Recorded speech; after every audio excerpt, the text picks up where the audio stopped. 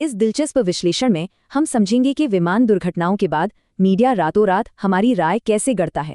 तो सबसे बड़ा सवाल, प्लेन क्रैश के ठीक बाद हेडलाइंस में असल में क्या चल रहा होता है। चलिए दुर्घटना के ठीक बाद के उन शुरुआती चंद मिनटों से शुरू करते हैं जहां से कहानी बनती है। तकनीकी जांच तो धीरे धीरे चलती है, लेकिन मीडिया की अपनी थ्योरीज तुरंत पंख पसारने लगती हैं। ठोस सुराग मिलने से बहुत पहले ही हेडलाइंस अंदाजा लगाने लगती हैं कि आखिर हादसा हुआ कैसे। अब पश्चिमी और पूर्वी देशों की तकनीक के बीच मीडिया कवरेज का ये दिलचस्प अंतर देखिए। पश्चिमी विमानों के क्रैश को अक्सर पायलट की गलती कहा जाता है और पूर्वी विमानों को तकनीकी खराबी।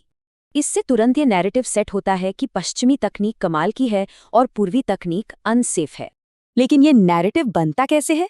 यहीं पर फ्रेमिंग का वो जबरदस्त मनोवैज्ञानिक खेल शुरू होता है। फ्रेमिंग का सीधा मतलब है एक ही सच को किसी खास पहले से तय सांचे में ढालकर दिखाना। ये बारीक फर्क देखिए, पायलट ने कंट्रोल खोया, इंसान को दोष देता है, जबकि दूसरा सीधे मशीन पर। और कमाल की बात यह है कि यही पहली हेडलाइन लोगों के दिमाग में हमेशा के लिए छप जाती है। अब इस मीडिया फ्रेमिंग के पीछे के उस अरबों डॉलर के बाजार और जियोपॉलिटिक्स की बात करते हैं।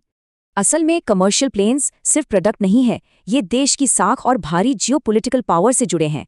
इसलिए किसी निर्माता की पब्लिक इमेज सीधे शेयर मार्केट, ग्लोबल ऑर्डर्स और देशों के रिश्तों को हिला सकती है। ये कोई गहरी साजिश नहीं, बल्कि एक सबकॉन्शियस बायस है कि हम किन देशों पर आंख मूंद कर भरोसा करते हैं।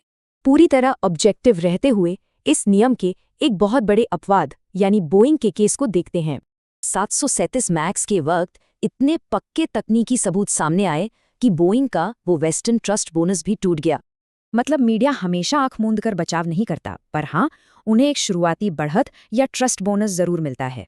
अंत में देखते हैं कि बड़े स्तर पर इस पूरे नैरेटिव को इतनी बारीकी से कैसे तैयार किया जाता है। आम लोगों के पास ब्लैक बॉक्स डेटा नहीं होता, इसीलिए वे टीवी पर बैठे एक्सपर्ट्स पर ही पूरी तरह निर्भर हैं। 24 घंटे लगातार कोई तकनीकी खराबी नहीं सुनने से वो बात हमारे दिमाग में पत्थर की लकीर बन जाती है। मीडिया सीधे प्रोपेगेंडा नहीं चलाता, बल्कि शब्दों का चुनाव, दोहराव और जानकारी किस क्रम में दी उससे राय बनती है। सच तो ये है कि हमारे कुछ भी सोचने या समझने से पहले ही हमारी राय बना दी जाती है। तो सोचने वाली बात है, जब तक सारे असली फैक्ट्स बाहर आएंगे, तब तक हमारी क्या धारणा बन चुकी होगी।